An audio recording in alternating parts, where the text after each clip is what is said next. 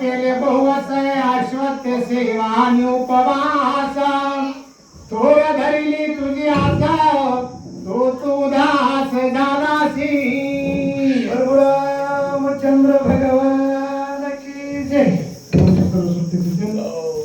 लहान थोर महारथी वाक्य सूचक महाराज मंडळी आताच्या महाराजांनी कोण सांगितलंय रामायण जीवनाची व्याख्या कमी करणार हे रामायण आहे. पुन्हा पुढे ऐकावं असं हे रामायण आहे. आणि हा साम लक्ष्मणाच्या हाताने दंड करण्यामध्ये पंचवटीच्या भागामध्ये म्हणजे जिथं आता हे एक प्रकारचं असणार स्वतः रामचंद्राने तिथं वनवास 14 वर्षाचा असणारा 13 वर्षाचा वनवास स्वीकारला तिथं हे घडलेला प्रकार आहे. आणि पद्मपूर म्हणजे राक्षस भवन आहे. दुसरं पद्मपूर नसून ते राक्षस भवन आहे. तिथं हे राक्षस राजा तिथं आली शूर्पणखा तिथून असताना साम तिथं वध केला होता लक्ष्मणानं.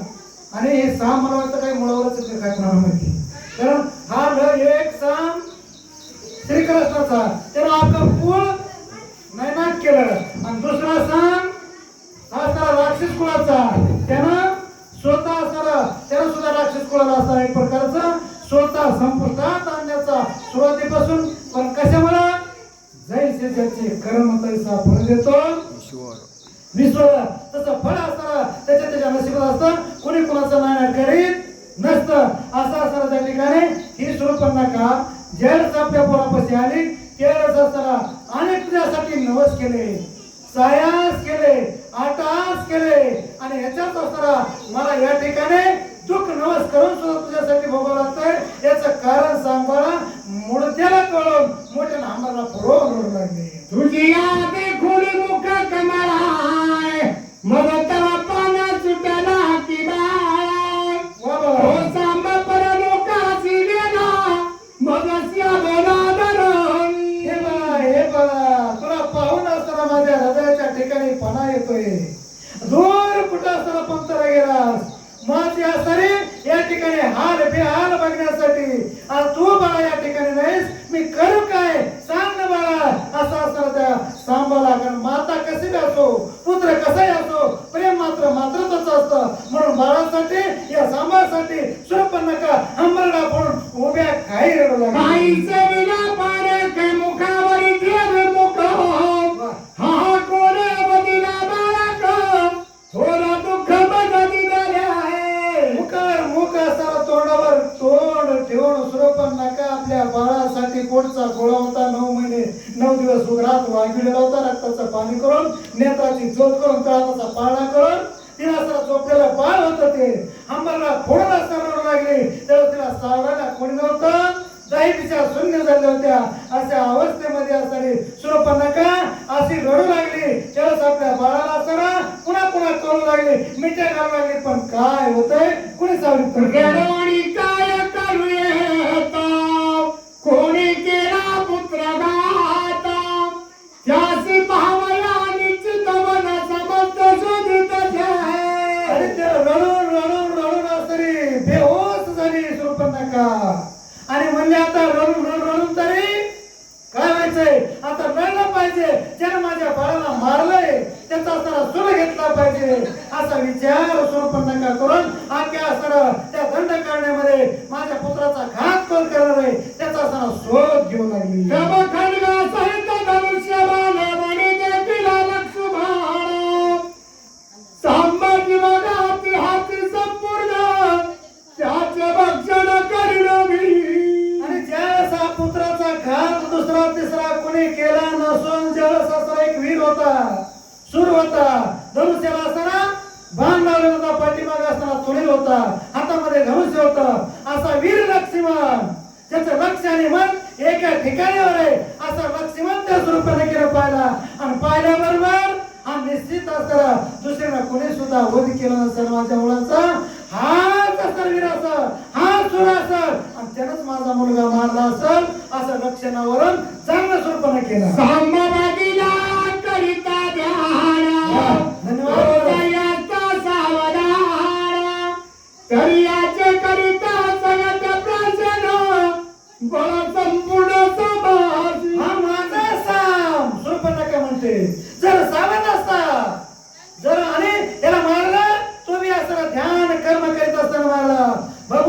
चिंतन करीत असताना मारलं. जर हा सावध असता तर लक्ष्मणाचा यदा कदाचित सेवन केला असता. असे असताना शूर्पणखा म्हणू लागली. पण त्यावेळेस असताना काही असं घडलं नसतं. पण सांबा माझा तुरमळी येणे बदिला ध्यानाच्या वेळी. याची मी सगळ्याची गी करीना रांगोळी आला.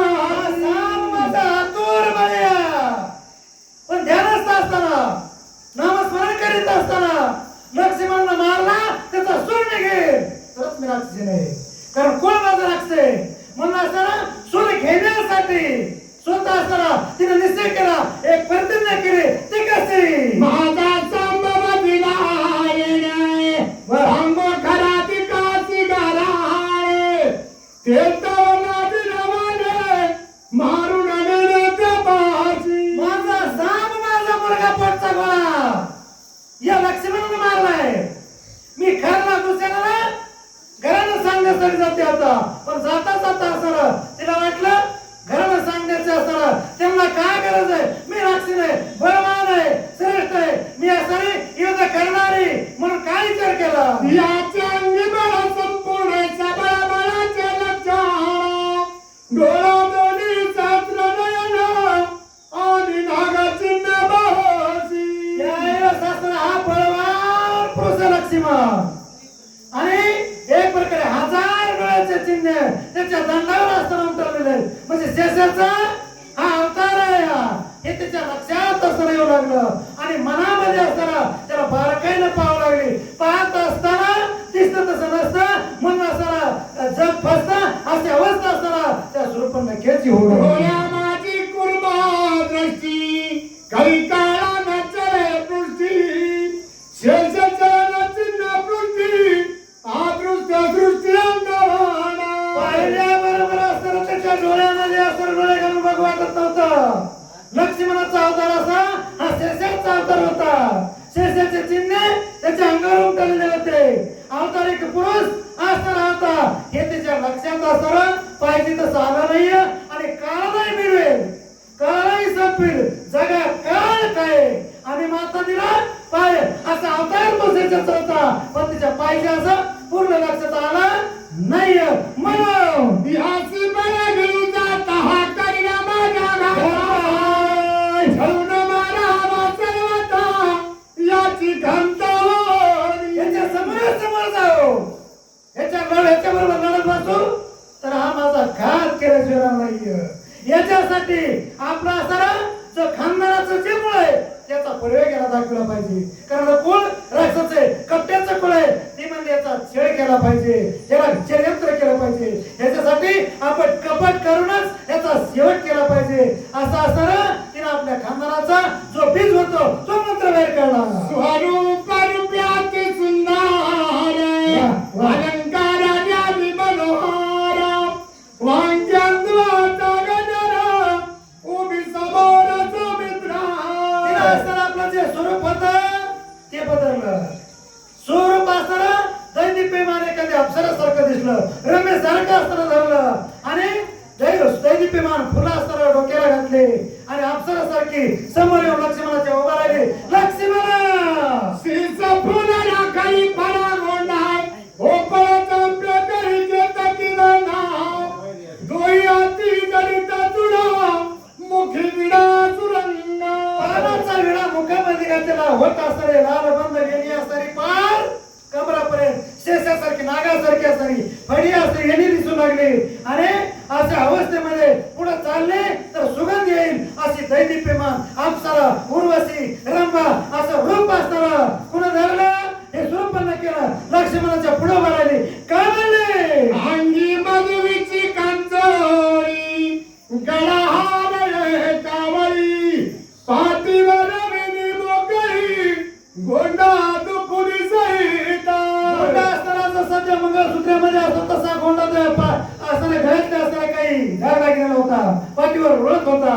पाठीवर याने सापासारखी असणारी त्या ठिकाणी फळी काढल्यासारखी दिसत होती आणि सर्व सुगंध चौकड पसरलं होतं. प्रेम दर्वे अंगावर असताना तिला सर्व काय असताना ओतून घेतलेलं होतं. त्याच्यामुळे ही रंभा उर्वशी अप्सरा मेनका यांच्यासारखी दिसत होती. लक्ष्मणाच्या पुढं उभा उभा राहिले आणि काय म्हणले येसारी चिरोदक पातोळामध्ये माझी दलित कटी बेखवाय हळदी उठली मुख कमळा काजळ डोळा बळबळी आणि का सर्व काय असं अंगाला हळद लागली कोणाला लागली तिने आपली हळद म्हणजे हळदीचाच महिना म्हणून म्हणलो मी आणि हळद असताना चौकूनला तिने लावलेली होती कारण तिला हळद लावा वाटत होती कुणाला लक्ष्मणाला आणि म्हणून असताना हे सर्व नगरी असताना ती करू लागली पण शूर्पणखा कशासाठी लक्ष्मणासाठी पण त्याचं मात्र लक्ष आणि मन एक होतं तो काही असताना हळद लाव नाही तर पिवळी हो तो काही ढळत नव्हता डोळे मोडी लक्ष्मणाकडे दोडी पिढी करण्या पाया पडे लाजोनी पाठी भरी मुरडे पाहे देहुडे लक्ष्मणा रामाचा बंधू होता दशरथ राजाचा पुत्र होता त्याच्या समोर असणारे अप्सरासारखी उभा राहिली अनेक असणारे नेत्र बाण मारू लागले इशारा करू लागले नाहीतरच असताना अपवादित बोलू लागली त्यावेळेस मात्र लक्ष्मणानं सारखं त्याचं जे लक्ष होतं त्याचा ध्यान झालेला होता तो मात्र त्या अप्सरेकर उर्वशीकर हे असणारी शूर्पणखा म्हणून पाहत मी तरी कुबेराची भगिनी तुमच्या प्रतिनाम बैसले होते अनुष्ठानी धर्मपत्नी मी होईना त्यावेळेस मात्र ही अप्सरा झालेली शूर्पणखा ती सांगू लागली खरं सांगत नव्हती आणि खोटं बोलत होती ती काही खरं तिने रूप बदललं होतं ती खरं सांगत नव्हती आणि एकही शब्द खोटं बोलत नव्हती कारण ती मधलं बोलत होती कशामुळे मी म्हणली कुबेराची बहीण आहे पण ती सावत्र कुबेराची बहीण आहे आणि असणारे अनुष्ठान केले मी तप केलं जप केले आणि तुमचंच असणारं आज बसतो उद्या धरून तुमच्या समोर आले खरं होतं का ही खरं बोलत नव्हती आणि खोटं सांगत नव्हती ते कसं सुंदरावर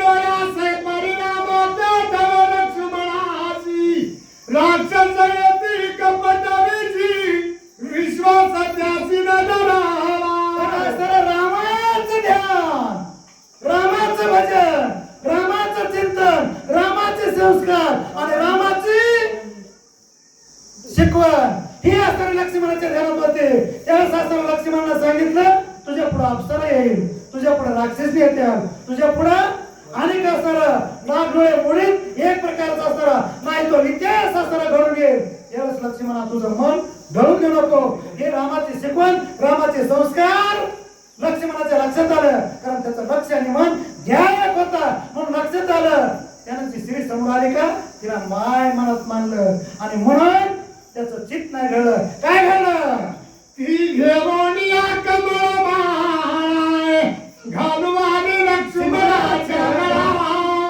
हिरुमानुनी विटा परत सरलाचा क्रोध हातामध्ये हार घेतला फुलाचा बरं का फुलाचा हार घेतला कुणी अप्सरेनं म्हणजे या स्वरूपाने केलेला अप्सरेचा उतरला होता लक्ष्मणाच्या पुढे आले लक्ष्मणा मी तुम्हाला पत्नी म्हणून स्वीकारते ती मला तिकडच मर मला पत्नी होय करायची मग एक वाट बघते मला अयोध्येमध्ये 14 वर्ष झालं तिच्यासाठीच अजून ती तिकडे व्याजरा मी व्याजरा आता दुसरी नको म्हणून काय म्हणा लक्ष्मण माझ्या सारी सुंदर कांता वाणी निघाली आहे कांता नपुस काही न चले मागुता तो बी पुरुषाचा सबळ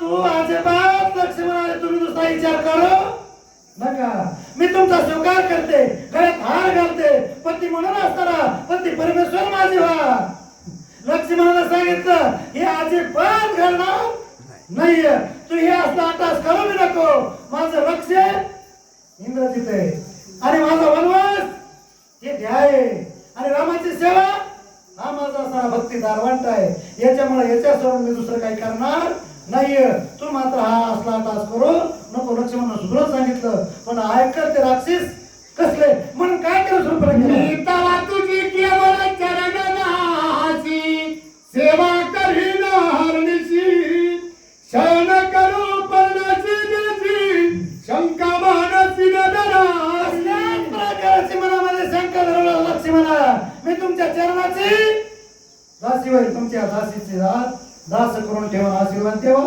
तुमचा दास असणार होईल पण त्याच्यातली नव्हती बरं का ती फक्त बोलत होती तिच्या पोटात एक होतं आणि हातात एक होतं असं असताना हे लक्ष्मणाच्या सुद्धा लक्ष झालं आणि त्यावेळेस असताना लक्ष्मण काय म्हणू लागले माझा भोगी राघुहार काय करायला सर्व ही भावार्थ माझे निसंगे पुरुषार्थ जग विख्यात पवारा माझ्या बरोबर पुरुषार्थ केल्यावर माझ्या बरोबर तुम्ही सुमयवार केल्यावर जो असताना जगाचे सुख नाहीये कारण हे तर माझ्या माईसारखे बसलेले वडिलासारखे पेटेवरी असलेले बहीण मनासारखी चुलत्यासारखे बसलेले येतं आणि विषय थोडा खोल जातोय म्हणजे वाचून जातोय मी त्याच्यातले काही शब्द टाळतोय काही असताना घेतोय मला माफ करा आणि पुढे चला सौमित्र म्हणे ऐकता श्रीराम माझा जयचा भ्राता त्याच्या भजन होता तुझा सर्वात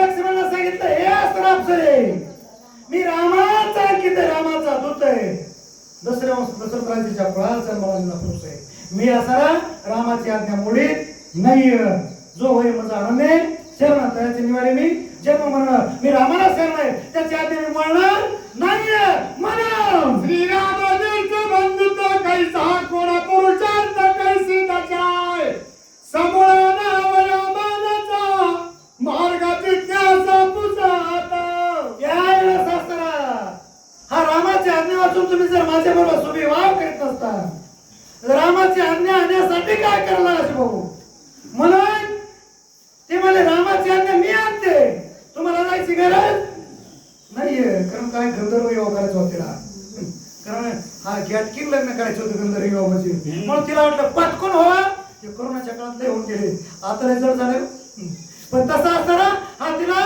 गॅटकिंग लग्न करायचं होतं म्हणून म्हणले हा तर रामाची आज्ञा आणते बाबा पुढे येण्याची मार्गे गंगा तटी श्रीरामात राम पंचवटी श्रीराम वचे जगदिती सीता घोरती सुबलता शास्त्र लक्ष्मणाला सांगितलं रामाची आज्ञा आणायला लागेल म्हणजे राम लक्ष्मण राहतात कुठे याच मार्गाने गंगेच्या कडेला किनारे वाळवंटाच्या बाजूने गेल्यावर पंचवटीला मध्ये तिथं 5 वडाचे झाड आहेत अजून आहेत तिथं शब्दच्या आणि तिथंच असणार सीतेचं रामाचं पाण्याची पर्णकुटी पाचोळ्याची पर्णकुटी जी बनली होती तिला पर्णकुटी म्हणतात पर्णकुटी म्हणजे काय असे असणारी पाण्याच्या पर्णकुटीत पाण्याच्या पाचोळ्याच्या कोपऱ्यात राहिले राम लक्ष्मण हे अजून सुद्धा सीता मातेचं वास्तव आहे तिथं असणारा वैरासारखं झालंय कारण तिथं आता चढ झालाय आणि वडाच्या पारुंब्या चौकून लोंबलेल्या आहेत मध्ये जायचं भेव वाटतंय पण जे थट आहेत ज्यांना रामायणाचा अभ्यास आहे ते असं गपचूप जातात माता सीतेचं दर्शन घेतात बाहेर येतात याच मार्गाने जा असं कोणी सांगितलं लक्ष्मणाला तिथं रामाची भेट होईल सीतेची भेट होईल परवानगी घेऊन या माझ्या पुत्राचे हे वैरीला आश्रम गंगा तिरी नांदता पी बऱ्या परी सीता सुंदर प्रियतमा तिनं असताना बाजूला गेल्याबरोबर विचार केला हे माझ्या पुत्राचे वैरीत हे खंडान बरबाद करायचंय यांचं सेवन करायचंय मी यांना सोडणार नाही असा विचार करून रामाच्या उद्देशाला पंचवटीला निघाली श्रीरामात्य आणि लक्ष्मण दोघे चढून बिमारीण सीता सुंदरी नेऊन स्वयार्पीन विश्वाचा पिता येतो त्याला छळणं सोपं आहे चतुरार्थ शिरोमणी रागाने सीतेला छळे लक्ष्मणाचा मी शेवट करीन असा उद्देश मला धरून षडयंत्र मला धरून कपट कारस्थान मला धरून निघाली पंचवटीला शूर्पणखा कसे ते ऐका मग पंचवटी सजावून श्रीराम गाली लोटंगण भाऊजी वंदिते त्रिचरण बाईची शरण सर्व भार शास्त्र पंडित महाराज मुंडे वाचे आणि स्वतः असताना तर सुरुवातीला रामाच्या समोर गेली आणि समोर जाऊन शूर्पणखा म्हणू लागली भाऊजी घाली लोटंगण आता तांदळ तू घालू नको कारण तो पटकन धरलं तुला उठाव लागेल असं का आणि म्हणून असताना हे भाऊजी स्वतः म्हणते बायाला भाऊजी असताना म्हणू लागली आता मात्र तुम्ही मला परवानगी द्या आणि परवा केलं म्हणजे कशाला म्हणजे घ्या खिल्लंय त्याला म्हणजे कुणाचं तुमच्या बरोबर लक्ष्मणाबरोबर मला असं या ठिकाणी लगीन करायचंय त्याने परवानगीच लवकर दिली नाही रामाला परवानगी दिली नाही तर आपण तो म्हणजे वहिनी सर तुम्ही सुद्धा मला असताना परवानगी द्या म्हणजे सीतामातेला म्हणले आणि सीतामातेला रामाच्या मुखाकडे पाहिलं आणि मुखाकडे पाहून